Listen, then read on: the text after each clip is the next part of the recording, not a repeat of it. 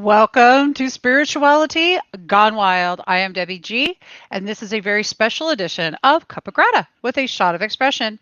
And today, 3 squirts of reality. And I have the best co-squirts. Okay, what you just listened to and experienced is probably some of the most extraordinary sound healing that you will ever come across. Floating across the screen is where that you're going to be able to find a ton more just like that, free downloads and all types of beautiful modalities through sound that you can use to heal your body and your life.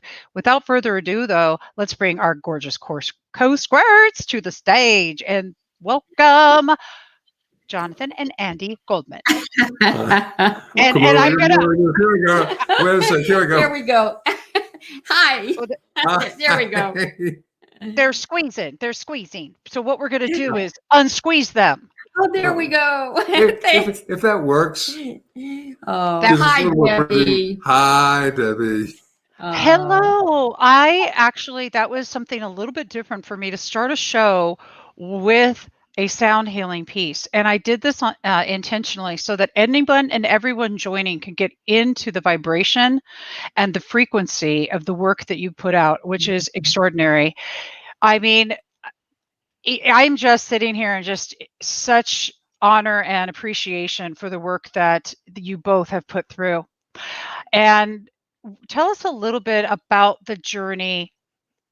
Well, actually, I want to know a couple things. How did you two meet, and how did all this happen? Because this is pretty cool stuff. Well, how long do we have, Debbie? Well, we have as long as we darn well choose. No, I mean, if you ask Andi this question, it will turn into an extended, beautiful journeying story, and I'll summarize it in about 2 minutes. See, what I like to do, Debbie, I mean, when someone asks us that question, it's like I go into this place of embellishing it because it was such a beautiful beginning and how we met. And, it's the feminine aspect of sharing the story. Jonathan has the masculine aspect of sharing the story. Well, we met 25 years ago and it was just wonderful. And here we are. And I would go, we met, it was the most beautiful day. There was a triple rainbow in the sky the day that we met, and had a mutual friend who has passed on, Don Campbell, who was just huge in the field of sound. And he was a dear friend of both of ours. Yeah. Guy who did the Mozart effect, if anybody remembers that book, and that whole aspect of using classical music for yourself and for children, that it reached mainstream stuff. So that was cool. But also, Debbie, we started working together and, being in life together. And my background is as a psychotherapist, and Jonathan's, of course, he is what I like to call a founding pioneer in the field of sound healing. And so we thought, how can we combine our work? So we started teaching together. We started writing together. We've got, a couple of books. And of course, I'm probably his best R&D person for the music. A little more texture here, Jonathan. Anyway. Well, yeah, and I would have said we met on the solstice, really. That was also a biggie. Yeah. And it was a major sonic initiatory experience, and we pretty much have been together since. What a blessing. And just as a suggestion that it is possible for you to find somebody that you can love, be attracted to, resonate with, communicate with, work with, and be your life partner. And what a blessing. We feel a tremendous amount of gratitude for having met each other, and it is now 25 years later, so it was apparently a pretty good match.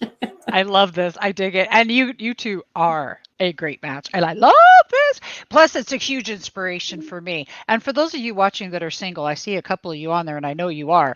Tell me, doesn't this just give us some more hope or what? Like, for real? Okay. Now, we're going to get into some juicy, yummy stuff. Sound healing. You are literally the world-renowned sound healer. Everyone knows you. You are the leader. You are the pioneer. You are it.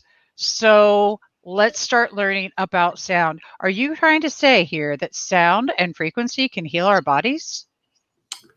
I'm trying to say that sound, frequency, and intention can heal our bodies. Because I have this, if you like, understanding, and this came to me about 40 years ago, and I'll be glad to share the story. And Andi is such a wondrous proponent of this formula that I created, which is frequency plus intent equals healing. So the the sound plus the intention that we actually put onto the sound, those two components then equal healing, equal manifestation. But frequency plus intent equal healing. Jonathan came up with this formula, like he was just saying, 40 years ago, and it is more relevant today than ever. Wow. This is really sweet. I could hear you. Oh, I was whispering secrets to her. Yeah, I want to. Okay, so frequency and intention equal healing. And Debbie, wait a minute, I'm going to throw in the greatest intention that you can project onto a sound is gratitude, love, and compassion. It's that simple, but that pronounced and profound. Wow. Why? Okay, great question, easy answer. Gratitude, and also I like to think of the energy of love of self and love of others, puts you into a state of heart-brain coherence, which amplifies your electromagnetic field. And when you amplify your electromagnetic field, then, which, it becomes amplified anywhere from 50 to 500, even 5,000 times greater. When you add the element of sound, it becomes even greater, which is one of the reasons why the different prayers on our planet are vocalized or whispered, chanted, sung, spoken, but they are basically vocalized, and that's because sound amplifies the power of prayer. It amplifies our meditation. It focuses our intentionality. It's that simple and that profound. I love this. Whew. That was a great answer to a very simple question. Why? And here's and here's what it is. Like, you are literally speaking on my favorite subject, but all I want to do is just be the student. I don't want to pretend I don't know anything. That's the way I'm looking at it right now. And the reason is because when we were conversing before, I brought up the 432 and you're like, wait a minute, stop. And we're going to go dive right into that. Let's blow up some myths about sound, and let's talk about how to actually really truly use sound to heal ourselves. Okay. Go for it. Where shall we begin? All right. So basically trying to be as open as anything. If you understand that intentionality, that belief, that feeling or whatnot so affects the power and the energy of anything, then if you believe something has a particular majesty and gift, you're going to encode it with that majesty and gift, and it will have that. So it's not denouncing any particular frequency, but there are people who are locked into this is the healing frequency and everybody needs to use it. And I don't think that's so. Well, and one of the things that we are really very strong proponents of is we are flexible, we are fluid, and we know that we are all unique vibratory beings, and so sounds are going to affect each of us in our own unique personal way.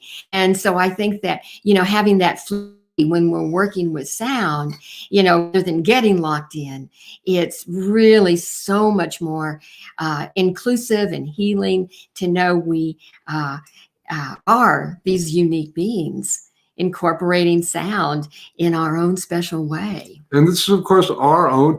This is based on our experience, our knowledge, our guidance, and this is just simply we're sharing what works for us because we want to honor other people and their belief systems and how they utilize things. And in one of my first books, 7 Secrets of Sound Healing, which I wrote for Hay House, short little book, but got lots of really good information. One of the secrets is not only we are all unique vibratory beings, and also there is no magic feather, meaning magic feather. You remember Dumbo had the magic feather that had him fly, but really it was his own consciousness, energy, and belief that let him fly, but he used the feather. And, you know, bottom line, oftentimes when we would do a workshop, we'd ask, how many of you are allergic to penicillin? And probably anywhere from 5 to 20% of an audience raise their hands. Okay, if you understand the concept that, and our mystics and our physicists are all in the understanding that everything is in a state of vibration. In the beginning was the word, that type of phenomena, that sound is the, if you like, essence of all that is vibratory, and the essence of all that is vibratory is sound. So if everything is sound, if everything is a frequency or frequencies, pluralize that, then penicillin is a frequency or series of frequencies. And for 80% of an audience to even 95%, it's healing. But for 5 to 20% of an audience, it's toxic. And so we say, okay, if that's the case, that means that, you know, it is not, penicillin as a frequency is not healing for everyone. And we have just simply never found that, quote, magic feather, magic bullet, whatever thing that works for everybody, you know. Beautiful. And it's so important that we, if you like, own if something is working for us or if it isn't. Because, you know, even if you go to a medical doctor and they give you some sort of pharmacological a tool, you know, a pill or whatnot, if it makes you sick, if the doctor's worth 2 cents, they're going to take you off it and find something else that works better for you and with you. No need for us to be in a state of discomfort when we're trying to get healing. And I do want to add that we are our own best laboratory. And so how we feel about the sound, that is where I encourage people to sort of go, because it's up to us. It's up to our body, mind, and spirit, how we experience whatever it is. So if it's sound, hey, you know this works. Hey, you know it doesn't. And if it's a particular sound too, because there are sounds that I've listened to that haven't resonated with me. It's kind of like food. You know, there's a whole smorgasbord of sounds out there, of frequencies.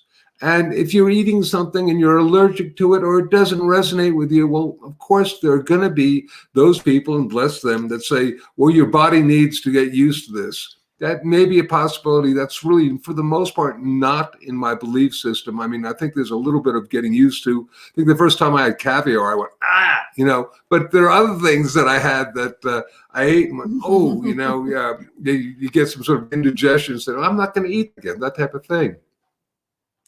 Trust yourself. Trust yourself. I love this. So what I'm really hearing you all say is listen to your own body. You're your own life scientist. You know what's up. And don't be stuck into thinking that when somebody's telling you this is the only way to do it, it's probably a good opportunity for you to sit back and realize that it might be time to open up and say hello, because we are all different beings. I love this. Now, what I also love, you've got the tuning forks, and I love that. But and you guys, let me tell you, I had a dream about tuning forks. You just get me so excited with those, you two. I tell you, I had a dream about tuning forks, and I'll never forget it. And I'm like, what in the world am I dreaming about tuning forks for? Then the second time I had a dream about tuning forks, it was because I was giving myself a facial and tightening up my skin with tuning forks. And I look it up and, oh my God, it's a thing. And I'm like, this is a thing. This is the coolest thing ever. Yeah, this is like 5 years ago, and I knew nothing about sound healing at all. And then my friend Ian Morris, with listening to Smile, like we just connected suddenly because the universe put us together, and I was introduced into this world. He introduced me to you the first time. And I love that. Yeah. He said, "Oh, have you heard of this person?" So I messaged him today, of course. And if you're watching, Ian, I love you. But I love the whole idea of tuning forks, and we can talk about those. But I also really appreciate the fact that you have taught and are teaching how to use humming, how to use your own voice. And I really want to take a dive into it, because if you're sitting there at home thinking, well, I'd really love to do this, but I can't, I'm not going to be able to get these tuning forks right now. You don't have to. I personally am getting their tuning forks. We can talk a little bit about it, but then let's dive into to the humming. Okay. You betcha. Well, we just happen to have a copy. A prop. We had it over there in the corner. And this is called The Humming Effect, Sound Healing for Health and Happiness. And this is actually, Debbie, this is it's our copy because it's got little stickies on it. So and it's an award-winning book. It won Best Alternative Health Book of the Year. And so we're very proud of it. But more than that, the information in it is so helpful to so many people. And being of service is the underlying reason that we do what we do. And there's a great little quote before we even begin from, I got it. You got it? Bruce Lipton, who wrote The Biology of Belief, which is a wondrous book for anybody. It's amazing. Yeah. And Bruce is a dear being. He said, I highly recommend The Humming Effect for all those impacted by the stress of the modern world.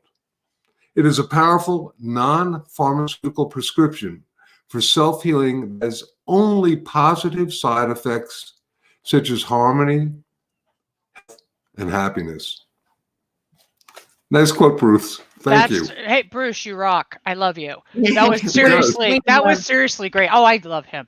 But that is okay. So what I'm excited about, though, is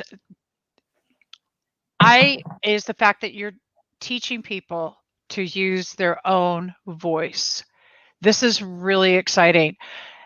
Robert is watching us right now, right? Robert, it is super interesting. But let's talk about why does humming work? What is up with humming? Okay, there's a lot up with humming, which is amazing because you think, oh, humming. First of all, we decided to write a book on humming for the simple reason, first of all, it is a very simple sound to make, and everyone can do it. But we wanted to bring sound healing to more and more people out there in the world who perhaps, we're not familiar with how powerful sound can be. And of course, our voice is our major focus, and our voice. But I want to just back up for a quick second, because the reason our voice is so important, we all have a voice. It is empowering to be able to use your voice to shift your energy, to reduce stress in your body. You can do that. You are empowered because of your voice. Oh, let me just jump in for another second and just say, even when you're in a conversational voice, you can be healing, because your voice really is the most natural, most powerful way to encode intentionality. And you ever been to a party and you walk in and somebody that you have some difficulty with walks over and goes, "Lovely to see you again." You feel like you've been psychically slimed, and yeah. Right. So there you have the frequency or the sound, lovely to see you, but the energy, whoa, the intention, something very, very different. So when we work with our voice, you can say the same thing with different intentionality and have a totally different effect, which is why we perceive that you can make the same sound with different intentionality and have a very, very different effect. Now, with that, we have been, working for a really long time with different self-created sounds, mantras, harmonically related sounds. Even there's some people, not you, but I would teach the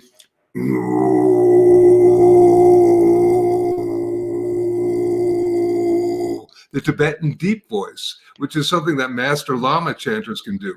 Not to most audiences, but, once again, it also, a lot of these are just, shall we say, too much for most people. And also most people have issues with their voice. And in fact, I think one of the top great fears on the planet is speaking in public, let alone making sound or singing in public. And so, it's like, okay, we want people to work with a sound practice and begin to experience the power of sound. But if they're not going to do it, what good is it? So we said, okay, what sound can we make that everybody can do? Nobody has judgment about it. Nobody has fear about it. Everybody does it naturally. Old people do it. Young people do it. Babies do it. People do it unconsciously. And we went, And I will say that we have never run across anyone who has said, I'm just really not a very good hummer. And so we knew that was the sound that we wanted to bring to the people through our book. And so talking about why is it so powerful? Why does it work? And here are a couple of reasons. All right. So before we get into the reasons, just a real quick thing. This is the first, as far as we know, ever written, professionally published book on the subject of humming. And it's like we're going, okay, this is really important. And as we investigated it more and more, we saw how really cool it was. We'll talk about how cool it is in a second. But the thing is, what can we do to convince people that this stuff is real?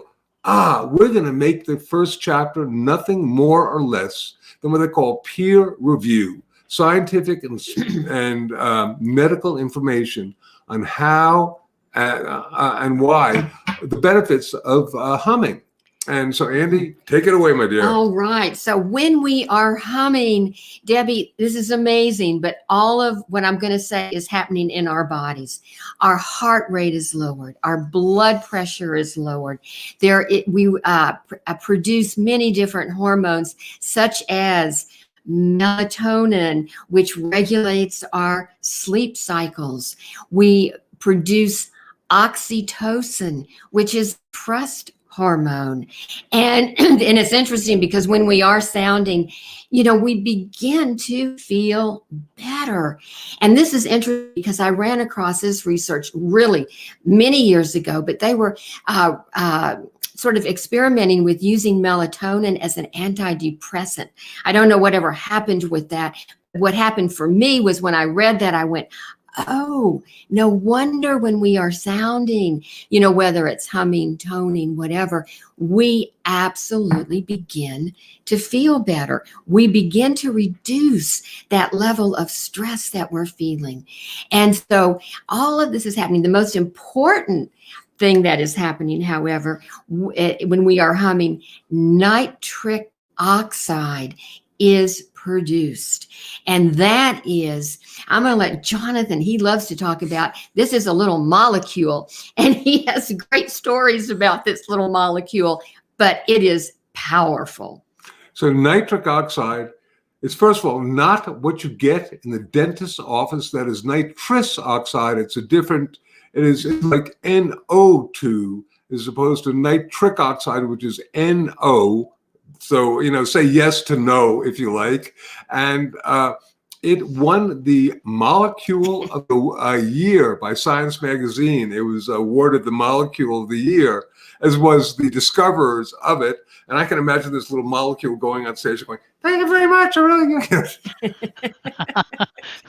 But that's why he likes to tell the story. Nitric oxide is a vasodilator, which means it basically loosens up and makes more fluid your circulatory system, so it lets blood and all sorts of other stuff flow through your bodies more readily. That's one of the things that it does. And this is also one of the reasons that I'm going to say, again, it's one of the reasons why you get a reduction of heart rate and respiration. We're going to talk about that. But do you know how important that is? When you start humming, basically, it'll bring your heart rate and respiration down and your heartbeat and your pulse rate down to almost pharmacological levels, as though you've taken a pill. So if somebody's really stressed out, just sit and stop for a few minutes, take some nice deep breaths and hum. But back, we're going to get to that in a second. Back to this thing of nitric oxide. The other really cool thing about nitric oxide, and we recently came across this at the beginning of the whole, shall we say, new cycle of things, when we came across a video of a doctor who, in his talking about dealing with some of the phenomena that are occurring, talked about nitric oxide as being an antiviral agent. So that, for example, some of the critters going around now first lodge themselves in the nasal cavity before they encode themselves into other parts of your body, including your lungs and whatnot. And if you can hum, this doctor, a medical doctor was talking about humming, and basically humming being an antiviral agent. And the day that I came across that, synchronistically, I got an email from somebody thanking us for the humming effect, saying that they had had sinusitis, which is inflammation of the sinus cavity, for some years, and had gone to various doctors for treatments, tried all sorts of antibiotics and whatnot, hadn't worked, started humming, and within a few weeks, the sinusitis went away.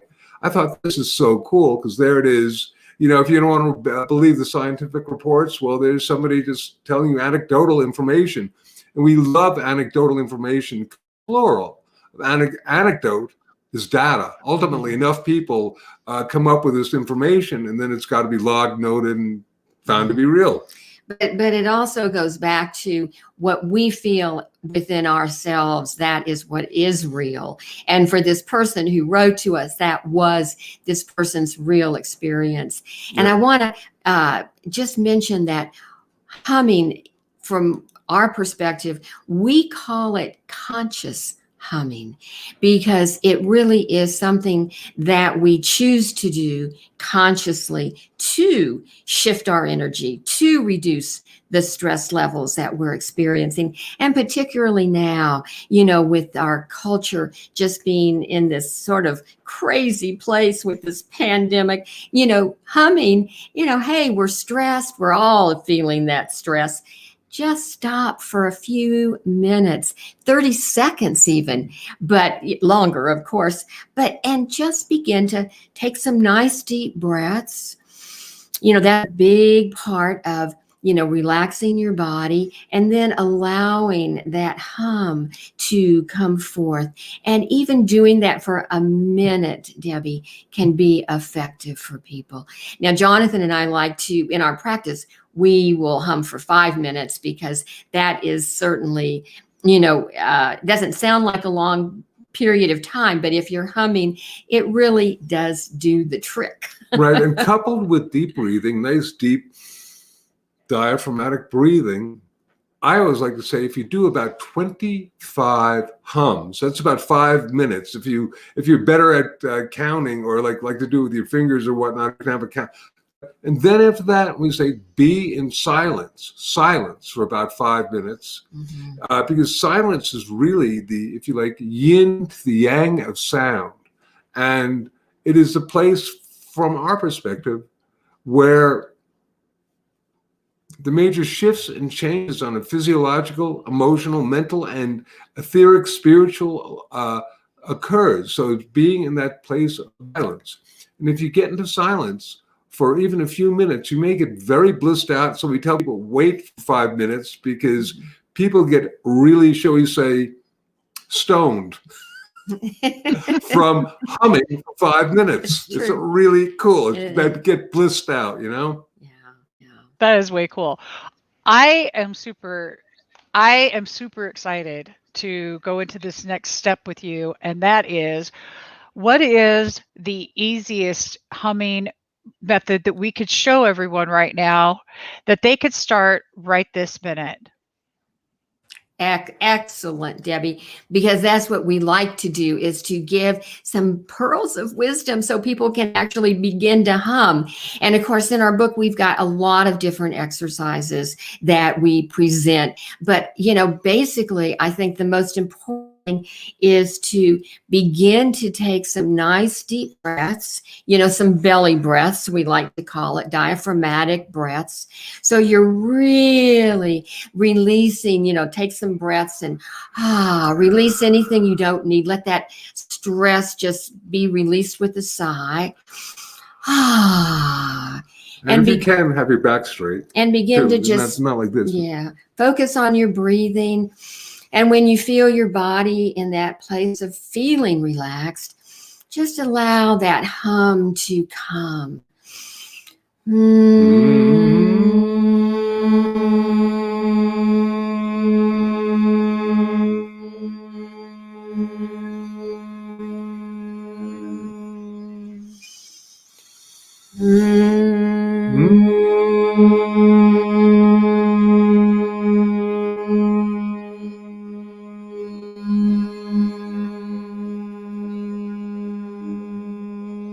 And one more.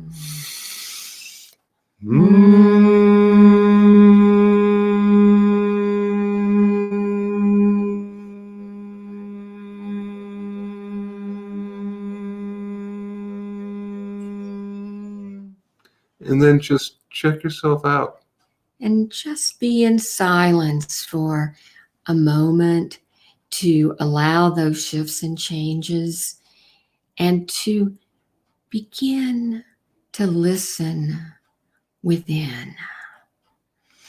And that silence really helps that inner wisdom to come forth.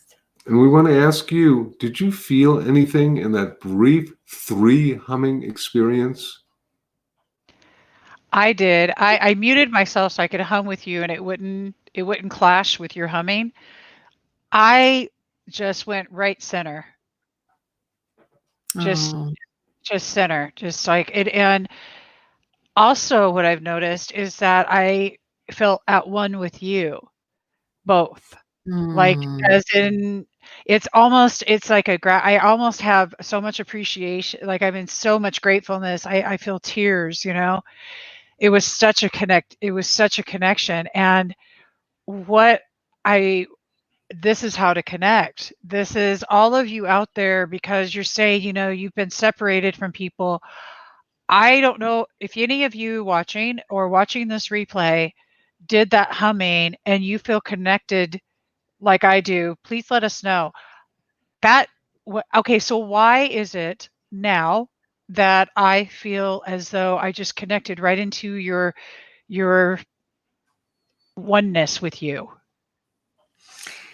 One of the hormones that is released, Debbie, is oxytocin, and that is the trust hormone. So there is a sense of trust and a feeling of connectedness because it's okay. We've got that inner trust happening just by virtue of that humming. And I hope that when our listeners, people that are listening now or go back, that they will actually hum with us, because that is really what happens. And we would have done it a little bit longer, because the more you hum, the more, it's interesting. Most people get at least a little bit of, wow, that feels different in 3 hums. I've had people, be very skeptical. Wow, I feel, a shift and change in 3 hums. But if you do it we like to do 9 or 25 or whatnot. More is on this level. An extended practice is better. And one more thing that I would add in terms of intentionality: if when you're breathing in to first do it, if you can, it's great to do it without any intention, because you can feel the vibrations. Where is the sound affecting you? Where is it vibrating in your head, in your nose, in your chest or whatnot? But the second thing is just to sort of feel grateful. Once again, gratitude, thankfulness, compassion. And if you do that, it'll amplify also the effect of this simple humming technique. I love this. And here's what we're getting so far. Robert had a terrible headache the whole day. Now it's almost gone with just those 3. I love that, Robert. I love that. And then Steve says that he has done a 30-minute meditation in the past and left his whole body tingling. Well, Steve, you're going to definitely love this. For sure. I really encourage everybody to get the book and then also to go to healingsounds.com with the intention of gratitude. Gratitude is just appreciation, just that whole, what? I'm curious, does gratitude have a frequency? Does it have a note that No, attached to it? Not from our perspective any more than love has a note. There are those who believe that there is a particular frequency of, quote, love, and I honor that, but I will tell you that when I first encountered this, that they were taking this frequency that I had literally helped bring forth, if you need to know the truth, but they were basically saying that it represented the frequency of love. And I was meditation, these beings came to me and they said, this is not helpful, because if you think about it, a mother, if this was true, that a mother singing a lullaby or humming a lullaby to her baby would have to have a tuner and look and make sure she was humming or sounding at this particular set of frequencies. And that's not true. And also, they said the gods and goddesses do not want to be codified on this level, and let people know. I didn't, because I didn't want to get involved. And if somebody has a very deep belief system, I'm not going to challenge it. But for those who are open and fluid, I would like to suggest that no, there is an emotional feeling that is unique for each of us, of love, of compassion, of gratitude. It's a feeling, but it can't be, if you like, codified into a sonic frequency. And Debbie, I think that when any of us are just in that space of feeling gratitude, I mean, you can look out the window and go, oh, I am in such gratitude to see that beautiful tree. Oh my gosh, I'm breathing. Thank you. I am so grateful. I mean, when we are in that place of appreciation and gratitude, we are in that space. And then we add a sound to it. There is that coherence where that electromagnetic field around our heart just expands. So anytime that we are feeling that thankfulness, that gratitude we have a blessed Tibetan monk who is our almost adopted son, and he's a very well-known, famous Lama, chant master, etc. And we were communicating with him over the internet recently, and he said, in his Tibetan, it is not how what is going on around you. He's not what is going around you, that really affects you, but what is going on inside of you, which is why we really need to just be in gratitude. It was a simple statement, but totally true. The external manifestations are nothing compared to how we interpret it and resonate with it on an internal level. Ooh, I love this. I say spark that G vibe. Oh, that's your gratitude vibration. I love that. It is seriously like that is the state of being that I strive for all the time. And I love this. Here's what I have really gathered from this is that humming supercharges gratitude. It is taking what's already our superpower and just amplifying that into a space that true healing is possible. So all of you watching right now and all of you watching the replay, understand that everything is possible and that this is the simplest healing modality you will ever touch, because it is something you can start doing immediately. If you are just joining and you've missed that, go back and listen to the humming section. It was gorgeous, and get into alignment with us. This healingsounds.com. Go there and download some great meditations, but also purchase the courses that are there and start really taking a deeper dive into your own vibe. Okay? Rock on. I love this. Now we're going to take a switch-o because we're going to run out of time, and I don't want to run out of time because I want to talk about one of the greatest things ever. Both of you, we have you gracing the cover of Grateful Living that is out to be released on February 12th, everybody. And World Sound Healing Day, which takes place, of course, you all know they pick Valentine's Day. Go figure, right? Because they are the energy and frequency and vibration of love, baby. I tell you. And I love this. So without further ado, oh, you guys, look at this. We heal ourselves and we heal the planet. worldsoundhealingday.org. And I'm going to put that up right now. And please tell us all about this and how other people can join in this extraordinary event that's getting ready to happen. I'm going to first do a 2-minute brief summary. About 20 years ago, in a state of deep meditation, these beings came and said, you have done wonderful work helping of the use of sound for personal healing. It's now time to expand this and include planetary healing. Fabulous, great. And then the transmission got cut off and we had to figure out how and what to do. We decided to have a day that was called World Sound Healing Day, and that for people to make a sound that was a sound of love and compassion and send it as a sonic Valentine to the Gaia Matrix, our Mother Earth, and of course, February 15th. And we'll say that real quick. The sound we initially worked with, and we still work with a whole lot for that day, and it's a great healing sound. The ah is wonderful, but we're not locked into any sound. Is the ah sound. The sound we make when we are we like something. And you know, it's a sound that's also found in the different god and goddess names. Tara, Krishna, Buddha. It's a Yeshua, Yahweh, Allah. You got it. Aloha. Aloha. Oh, I love it. But you know, Debbie, we are coming up now on our 19th annual World Sound Healing Day. And literally each year it has just grown and grown and grown. And we literally have people throughout the planet and just so many 50, 60 different countries who are gathering. And of course, this year, because of the pandemic, they are gathering virtually.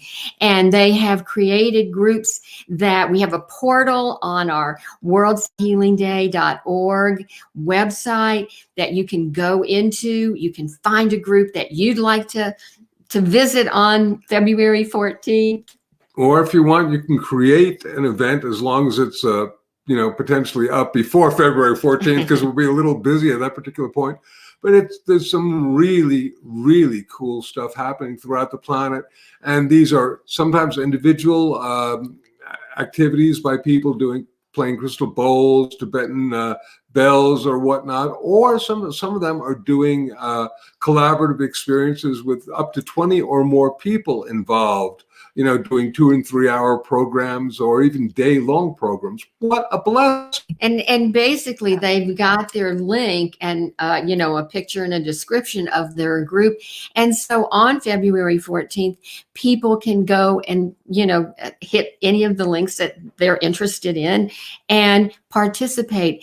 And the whole point of the participation is to be sounding in whatever way feels appropriate, but with the energy of compassion, healing our Mother Earth and healing ourselves. And so we have, we're holding that beautiful gratitude, appreciation, healing for the world. And don't forget that February 14th, because we have learned now that time and cannot be constricted to any one time zone or anything like that. So for example, Valentine's Day for us is starting like the day before in India and whatnot, so that there are events literally happening on February 13th there as well. So we suggest people go to the portal and see what's happening, when and where and why, because it's, there may be something happening on February 13th. And check out what's going on, because it's continuing to grow and grow. And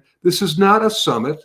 This is not a festival. It's not something that we are, spotlighting and doing this. We're just simply providing, if you like, a venue that all these different sonic offerings can occur. I like to say they are symphonies of consciousness that are basically focused on creating vibrational activation of our planet to help heal the earth and all the sentient beings on it. And we like to say we heal the planet, we heal ourselves. We heal ourselves.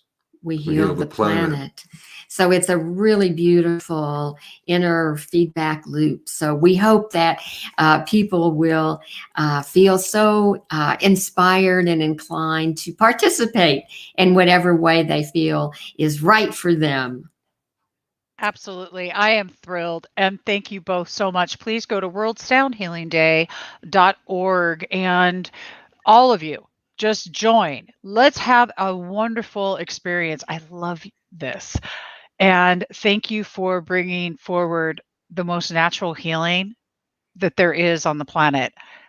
This is the innate thing we were born with, and that is the ability to heal ourselves. And thank you for showing and being the way showers for how to do that. You both are outstanding, incredible, miraculous beings, and I am so grateful for both of you. And healingsounds.com right here this is where you can all go and get more information, download gorgeous MP3s. I've done it. And let me just give a real shout out, because here's something super exciting. Y'all, listen, for those of you that have an Alexa, just say, Alexa, play Jonathan Goldman. That's all you got to do. And all of a sudden you're just, and Alexa's starting again. She did it again. Okay, so she heard me. She gets so excited over playing this. And there it goes. Love it. And we are entered into Zen instantly. But please also go to the website and purchase courses, books, and everything else, and support this outstanding work. That's what I request of all of you. And with that, we have came to the end of our day, and Hope, thank you for being here. She says thank you. She's learned so much. And we will be having Jonathan and Andi back again. And please go and sign up for worldsoundhealingday.org and go to the website and support this work, because it's glorious, it's amazing, and it is the work that will truly shift your life.